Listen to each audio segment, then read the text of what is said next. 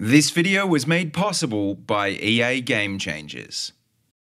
Hey guys, just before we get started with today's video, I just want to let you know that the guys over at EA Australia have given me some Battlefield 5 shirts to give away in my next few videos. So, long story short, if you want a chance to win one of these, all you have to do is retweet the Twitter post for this video on Twitter, follow me and EA Australia, and you'll go into the draw. Check out the full details in the description section down below.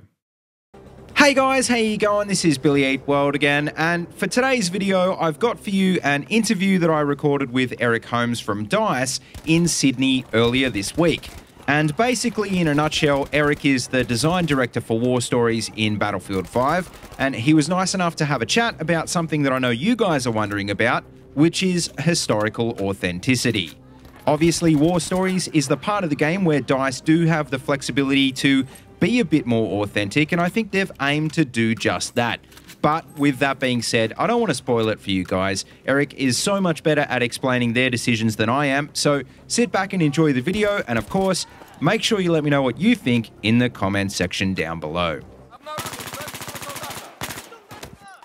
Alright, so I'm here with Eric Holmes, Design Director for Single Player in Battlefield 5. Firstly, I just want to say thank you so much for taking the time to sit down and have a chat. Hello, and thanks for coming to the event. No worries, I'm always happy to come to stuff like this to play some Battlefield. So I guess I want to throw you in the deep end to start with and actually sort of get your sort of take on historical authenticity in Battlefield 5, because obviously that's something that's been controversial in the community, and War Stories is really the part of the game that you guys get the chance to be authentic and to do things that you can't necessarily do in multiplayer. So I just want to get your take on what you feel that War Stories does that's more historically authentic or, you know, different from multiplayer. I don't know if I can see what's... Can I see what's different from multiplayer? I can say what we did. I don't know if I can contrast the two very easily. So I think what we did on the War Stories team is we tried to find fantasies that would be interesting based on some corner of the war. And what we kind of challenged ourselves to do was not to do obvious ones. So we set a rule for ourselves to challenge conventions. So the classic example would be if I said to you, okay, picture a German soldier. Right, can you describe them to me? So I'm picturing the field grey uniform, jack boots, you know, Car 98, something like that. Yeah, what height is he? You know, I get where you're going. You know, he's like 6 foot, blonde, blue-eyed. Right, so if you take a look at, for example, our tank crew, I don't think you'll find anyone in there that looks like that. But I think everyone does look authentic. They're all based on, you know, they're all drawing on costume gear that's appropriate for the era, appropriate for that particular location and time. So our characters are believable. You look at them, you're like, cool, I buy that he's there, just like you would, I think, in Battlefield 1. I think you want me to say something about multiplayer, but I'm not really sure what I can say there. I think if you look at any of our troops, our protagonists, the enemies that we fight, they should feel like they're from the place they're supposed to be in the war. They should look like they're using the right gear or something quite close to it. You certainly shouldn't be able to point at them and go, you know, he's using a laser gun, or he's using something, you know, from the 70s. It might be something that's fudged a year in or a year out if we did something for gameplay. But that would be something. Maybe, for example, there's a story in there where it's in 1943. Maybe there's an STG-44 in there. But maybe it's in there because that's the best thing for the gameplay we wanted to create. It's a side note in that case, but the story wouldn't be about the STG-44 and set it in 43, if you know what I mean. So yeah, I mean, just to bounce off a few things that you mentioned just then. So you were talking about the tank crew. That's one thing I actually noticed in the trailer that we saw today. I'm not sure how much we can talk about that. Okay, but yeah, I noticed that the tank crew, the commanders, and like an older man, and some of the other crew are young boys. And this is meant to be the last Tiger, right? This is the final Allied push into Berlin. And that's one... Not Berlin, it's actually on the banks of the Rhine. So it's kind of that crossing point between territory that had been conquered in the original move west, and then suddenly, if the Allies move past here, it's pushing the other way. So it's a tipping point in the war, so to speak. But yeah, I thought that was an interesting point. That's the first thing I noticed when I watched that trailer, is that there was a really definite, like, obviously if you've included characters that fit that period in the war, and I thought that was really cool. And one thing we'll get on to in just a bit is the war story about the French colonial forces. I'm not sure if I'm pronouncing it right. Tirelure, at least as an English speaker. I think if you're French, you're a little bit softer on the L. Yep. But yeah, you're close enough. we know what you're talking about. So tell us about the Tirelure. So this story is based around French colonial soldiers. The French Empire was really big at this point in time. So once France fell, and it had to reclaim itself, the Free French Army also drew on a lot of the colonial soldiers from places like Algeria, Senegal, Indochina. There's multiple regions I'm also not mentioning. I can't even remember them all. There's so many of them. But if you go and look at that, you'll find there's hundreds of thousands of them deployed. Both fighting in North Africa, they fought in Italy, they fought in France. However, they're not really in our collective consciousness because they weren't often photographed or depicted. They were, for example, not included in the Liberation of Paris parade. And there's an interesting story behind that for you to dig into too. Yeah, that's really interesting, because it's funny, because I'm a really big World War II history buff, and I have never heard of this story before. So this is something that's new to me, and like you said, it's worth digging into, and it is actually something that I probably will. So any of you guys watching from that see the channel a lot, you'll know that there's a video coming on this, right? So yeah, it's just an interesting story. I mean, like you've said, and like I think the rest of the producers said at the reveal, you're trying to tell stories that haven't been told before. And one of those stories also is in Nordelys. So you're telling the story of the Norwegian resistance, which I would say that 99% of people who know a little bit about World War II history have never heard of this group before. So what was your inspiration for adding that into the game? That's a good question. So we're based in Sweden. I'm from Scotland originally, lived in Canada for a long time, and I've lived in Sweden for 4 years now, so my accent probably sounds like it's somewhere in the middle of the Atlantic. But there's a lot of knowledge about what went on in World War II up there. Our exec producer, Alexander Grondal, is Norwegian. Now, he didn't force us to put that in, but when we were looking for fronts that hadn't been realised in places people hadn't typically been taken, Norway jumped out at us. It's physically very different. The weather is very different. The Northern Lights, that's Nordlys, literally translates as Northern Lights, is a great visual feature, and it's one of the first things you'll see. I think it's actually the first thing you'll see in the game. Not only when you start Nordlys itself, but when you start the prologue, it's the first thing you'll be interacting under will be underneath that Norwegian Northern Lights.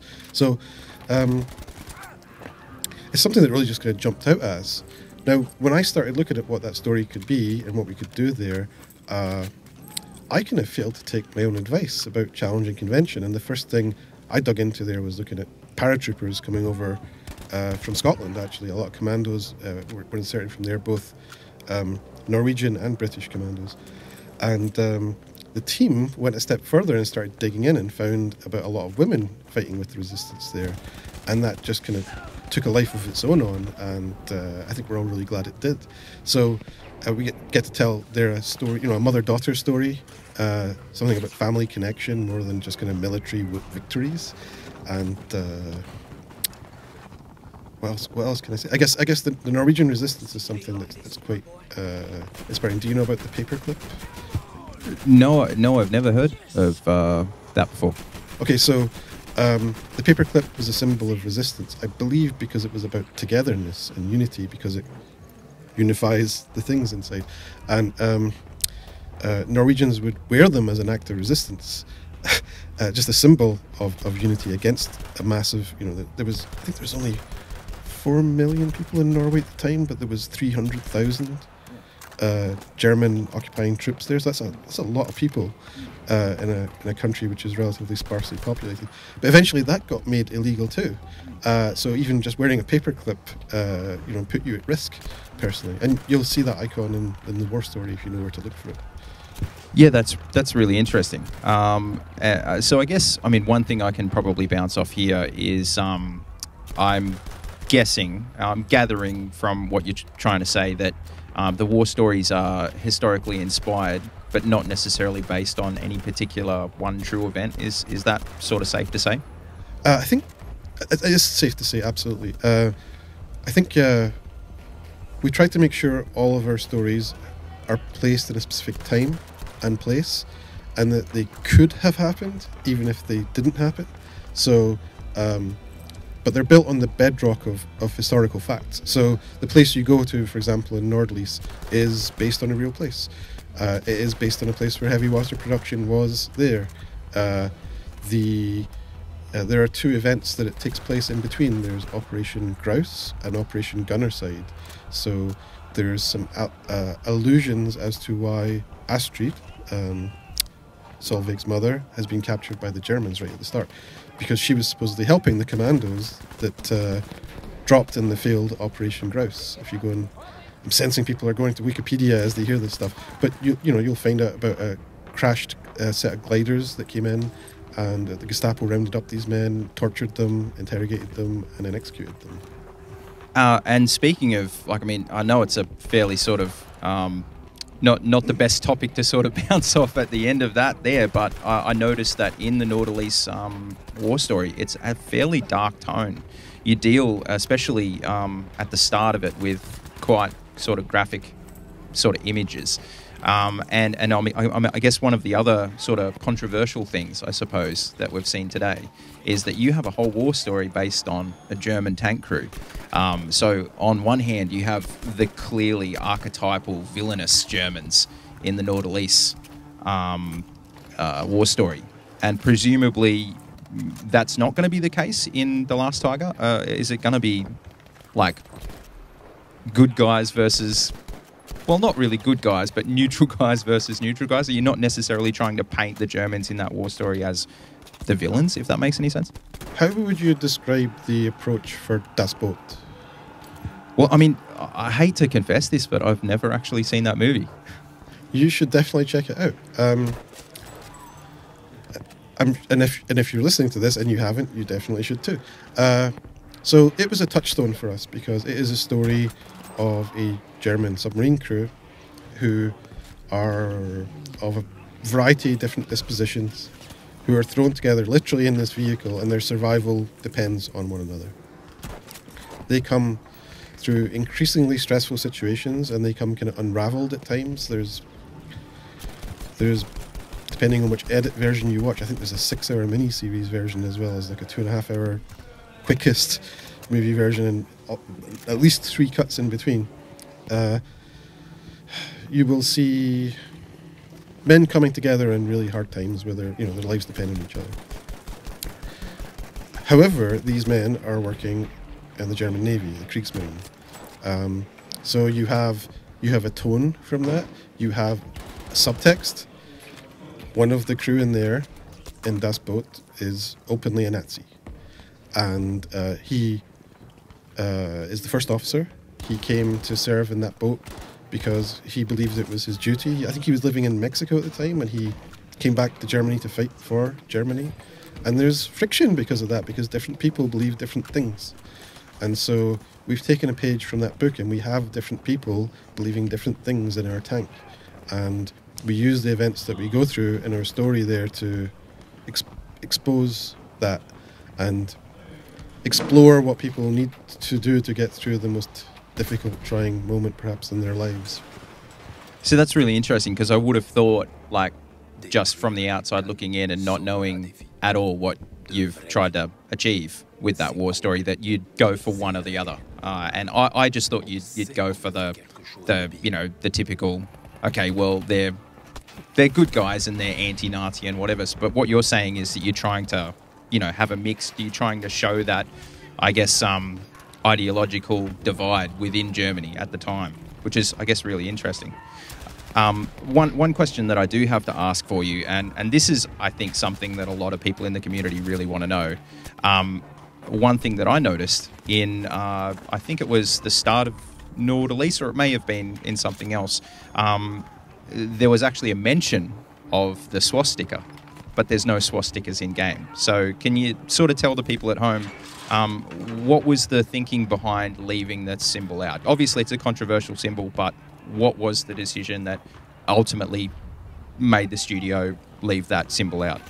So there are different countries that have different laws on what can be shown and what can't be shown. And we wanted to ship one version of the game for everyone.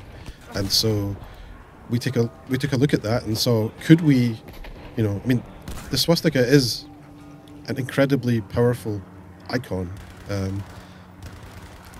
It's a hard thing to substitute with if you have a shot of it and you change it to something which doesn't have that power. So we challenged ourselves to see if we could do something without using it. And whilst you said the word is there, and did you play Nordice through? Did you finish it? I haven't finished it yet, but most of the way through, I think. So I guess the test would be, did you get to the end of it and feel that you missed it, that it wasn't there? And I think that I think the answer would be no, but I guess that will be our consumers that will ultimately judge that one way or another. But the real answer is we wanted to ship one version of the game for everyone, and so that's what we did. Well, thank you very much. That's a definitive answer to, like I said, a pretty controversial question. So I think we're out of time. Thank you so much, Eric. I really appreciate that you've taken the time to have a chat, and I'm sure the people at home would as well. Cheers, and thanks very much for listening.